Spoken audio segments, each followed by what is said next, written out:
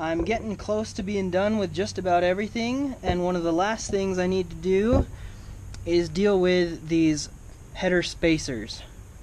Now, like I was saying in the first episode, the water pump on the non-turbo motor, it exits out the bottom and it knocks into the exhaust right here, because it's exiting down from the bottom of the engine and coming out this way. On a turbo motor, the water pump comes out the front of the engine. Because I didn't want to open up the timing components and put on a new water pump when I already had a new water pump on it just this year, I am welding these flanges that I cut off of just random NA headers onto the cast iron manifold. Now, some of you are thinking, what are you thinking welding mild steel to cast iron? And really, this is not going to be supporting weight, and so I'm not too worried about its strength. I'm more worried about gas flow. So, in order to weld that mild steel to the cast iron, I went and bought MAP gas, and I'm just going to torch this cast iron manifold until it's red hot, and then weld it. Now, people have had pretty good success welding the cast iron when it's that hot. I'm going to have my welder on its highest setting, and I'm really not too concerned about any issues with it. It should work out pretty well. So, the other thing you need to worry about when you're doing this is the stock exhaust studs are too short. There's not a whole ton of threads down in there. Let me stick it up through.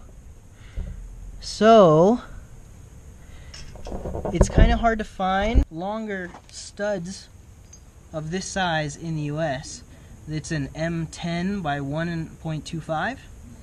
Now I can find tons of studs that are M10 1.5 or M8 1.25 in any length I want. I could even buy all thread in M8 1.25 or M10 1.5, but I couldn't find anything that wasn't over $100 for studs.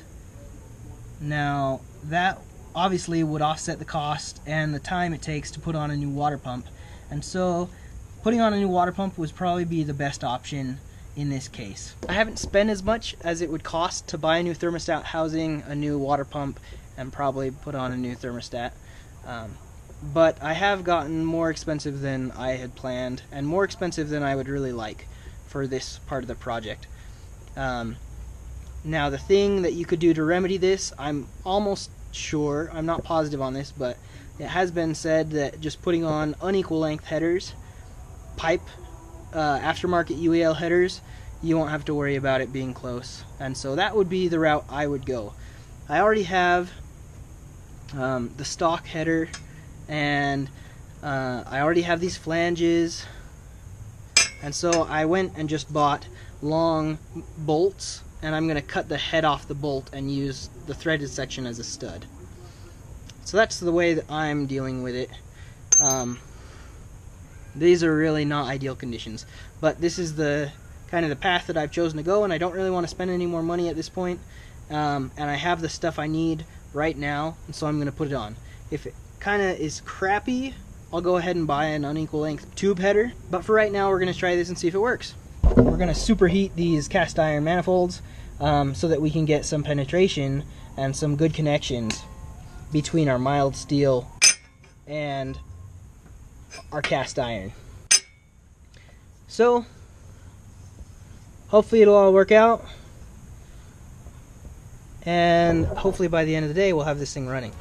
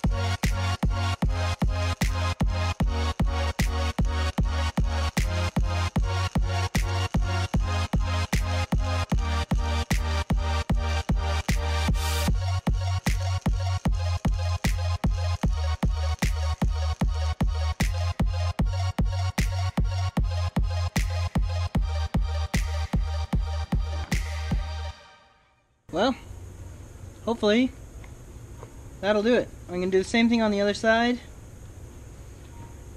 and hope for the best. So I torched this little hole. I think this was a exhaust gas temperature sensor. I'm not positive on that. Either way, I don't need it, and so I torched this area until it was really hot, and then I just used an old wheel stud that I had sitting around, cut off the end of it, and it fit perfect in there, and I got a really nice weld around the outside on that. So that one is plugged. The other one over here is my O2 sensor, and I'm actually going to use that one, so I'm not going to plug it. All my welds look good enough. Now it's time to take these and cut the ends off so that I can use them as studs. A trick that I've learned to deal with this, a lot of times when you're just using like a cutoff wheel to cut off threads, you kind of booger the ends of the threads and it makes it really hard to get a nut back on.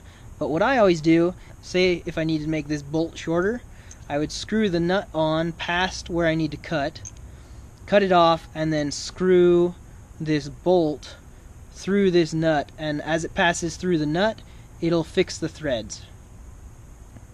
And so that's what I'm going to do with these studs. I'm just going to put a bolt on it, run it all the way down to the end, cut the head of the bolt off, and then run the nut off the end as well. If you have a tap and die set, you can also, of course, use that, and that'll work just fine as well. So that's what I'm going to do with all 6 of these.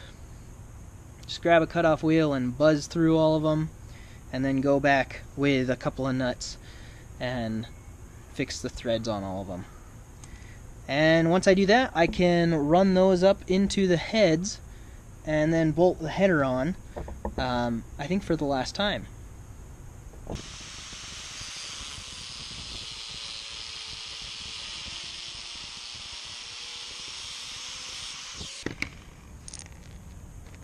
So there you have it.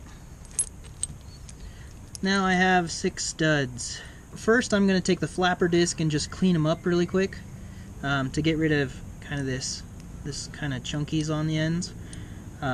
So clean them up and then take a bolt and run the bolt down them and clean up those threads so that they're able to get bolted up into the engine.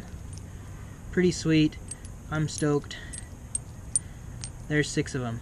Okay, so over here you can see that I've done those 2, and now I'm gonna do these 3. I've already pulled out the old studs and I have 1 left, so I'm gonna show you how you do that. Basically, you're gonna do this, where you take 2 and you thread it on, butt them up against each other. If I can get that on, there we go.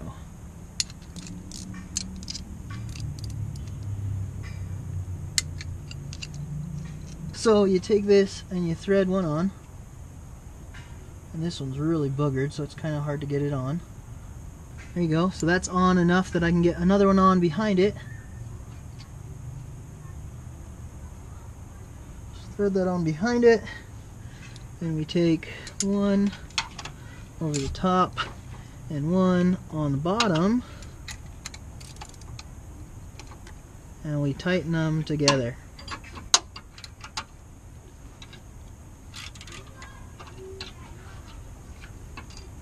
Like that.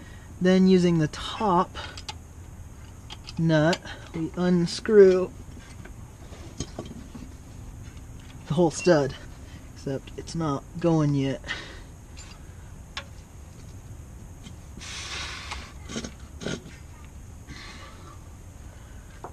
Tighten these together like that.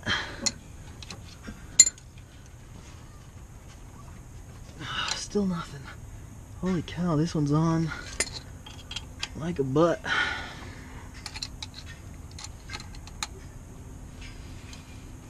Oops, wrong way. There we go. Okay, hopefully 3rd time's a charm, right?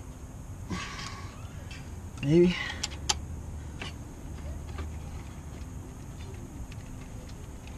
Nope. Well, when that happens, you just do this.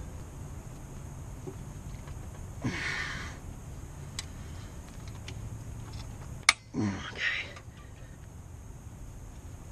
Ow. Well, it went, so that's a plus.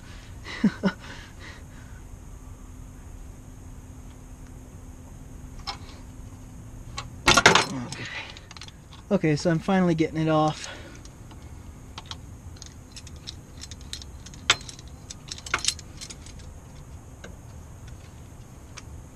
You can see those threads are pretty thrashed, but that's okay because I'm going to just shoot the nut off this front side. So, once I'm there, we're going to do the same thing and shove these in. And just kind of hand thread them at first.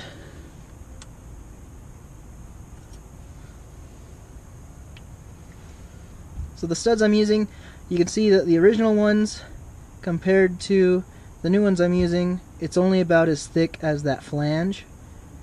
Obviously you can get longer, but no need to. So that's what I did. I unscrewed one of these and took it to the hardware store and found a bolt that had the full threads with an extra 1/4 inch or so. Let me go here.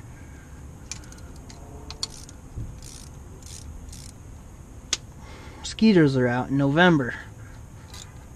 That tells you how warm it is.